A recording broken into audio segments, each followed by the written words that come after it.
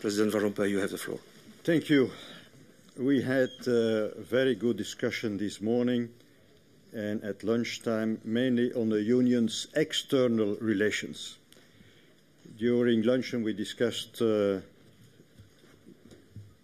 had a discussion focused on the task force. And today, we immediately showed that the European Union can deliver on issues of great strategic interest, South Korea and Pakistan. The European Council is pleased that a consensus was found today amongst the foreign ministers on the free trade agreement with South Korea.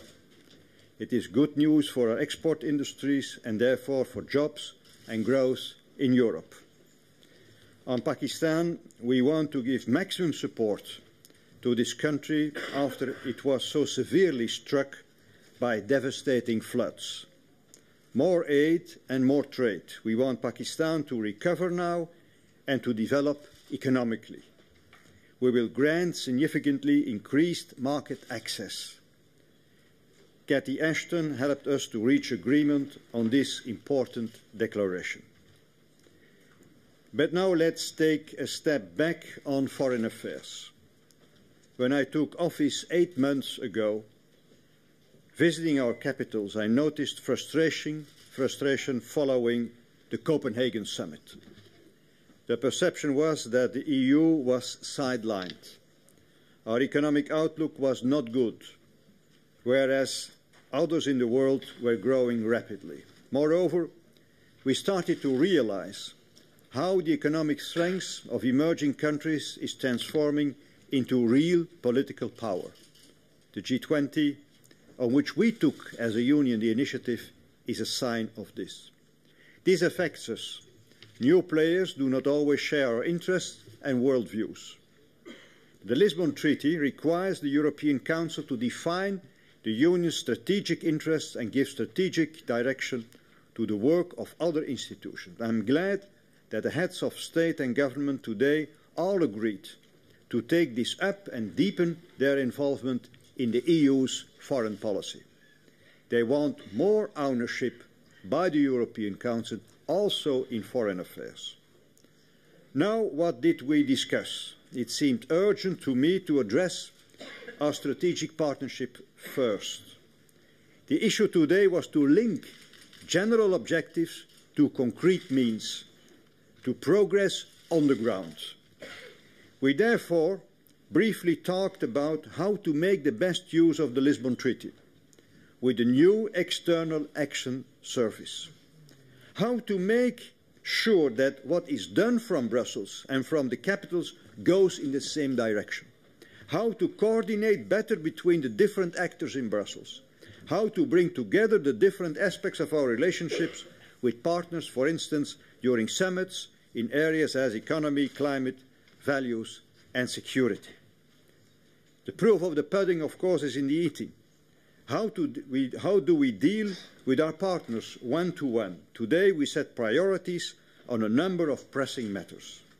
Our key messages have to be underpinned by specific negotiations and trade-offs. I retain from the discussions the following other points. This is the beginning of a process. This European Council is the first in a row dedicated to foreign policy. Our key messages should be mandated by the European Council, prepared and implemented by the Foreign Affairs Council, the Commission and the High Representative. Reciprocity is a key word. It is not a dirty word. One can also speak about mutual interest. We all insist on deliverables and leverage. We have precise ideas on how to position ourselves vis-à-vis China, as reflected in the conclusions of the European Council. And so thanks to today's discussions, when the President of the European Commission and I meet the Chinese Prime Minister in Brussels, 3 weeks from now, we do not speak just for Brussels, we can speak on behalf of the 27. We touched upon other upcoming meetings as well, the G20 summit in Seoul and the EU-US summit, both to take place in November, both crucial for global economic perspectives. We will further prepare these meetings in October. French President Sarkozy, as incoming chair, outlined some of his ideas for the G20 in 2011. We received our full support to create a new dynamic to the G8 and the G20. On the Middle East, the success of the Middle East peace negotiations is in the strategic interest of the European Union. That's why we adopted a declaration on this issue. And our neighbourhood policy, for instance, Western Balkans and Eastern Partnership, is of the highest importance.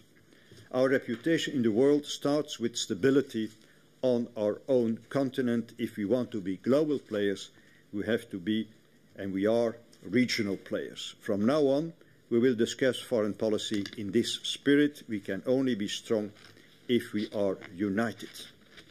We discussed also at lunchtime my progress report on the Task Force on Economic Governance.